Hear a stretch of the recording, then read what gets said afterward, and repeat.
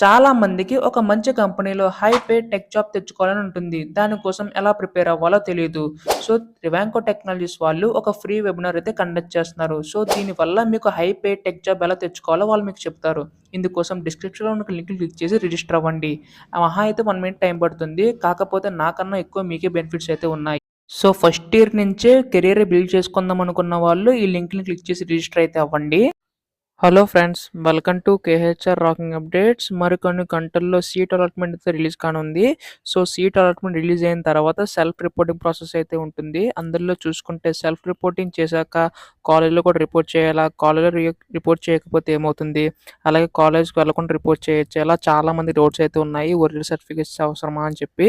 So, ప్రతిదీ కూడా ఈ వీడియోలో ఎక్స్ప్లెయిన్ చేస్తాను. ఈ వీడియో ఎండ్ వరకు చూడండి.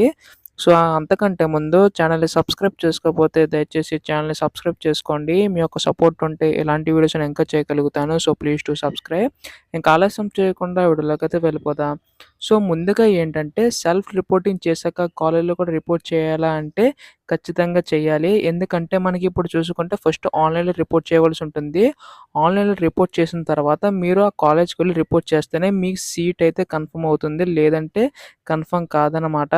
అండ్ నెక్స్ట్ చూసుకుంటే మనకిక్కడ కాలేజ్‌లో రిపోర్ట్ చేయకపోతే ఏమవుతుందంటే సీట్ అయితే క్యాన్సిల్ అయిపోతుంది. చాలామందికి ఉండే డౌట్ ఏంటంటే ఇప్పుడు ఆన్‌లైన్‌లో చేస్తే సరిపోతుంది. ఎలాగో దాని తర్వాత రిపోర్ట్ చేద్దాం అని చెప్పేసి అనుకుంటారు. కానీ ఇచ్చిన డేట్స్‌లోనే మనం కాలేజ్‌లో రిపోర్ట్ చేయాలి. అలాగే ఆన్‌లైన్‌లో కూడా రిపోర్ట్ చేయవలసి ఉంటుంది.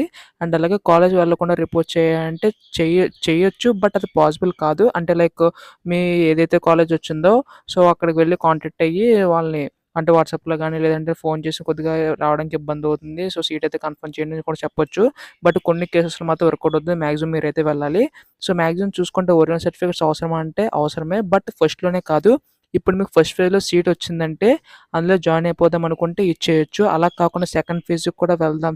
ఫస్ట్ ఫేజ్ వచ్చిన కాలేజ్ నచ్చకపోతే సెకండ్ ఫేజ్‌కి వెళ్దాం అనుకుంటే మాత్రం ఒరిజినల్స్ మాత్రం ఇవ్వకండి. చాలా ఇబ్బంది పడతారు. సో, ఇటువంటి డౌట్స్ అన్నీ కూడా మిస్ కాకుండా వెంటనే తెలుసుకోవాలనుకుంటే ఛానెల్ సబ్స్క్రైబ్ చేసుకోండి. అండ్ మీకేమైనా డౌట్స్ ఉంటే మాత్రం కామెంట్ చేయండి. So, thanks for watching guys. By by now.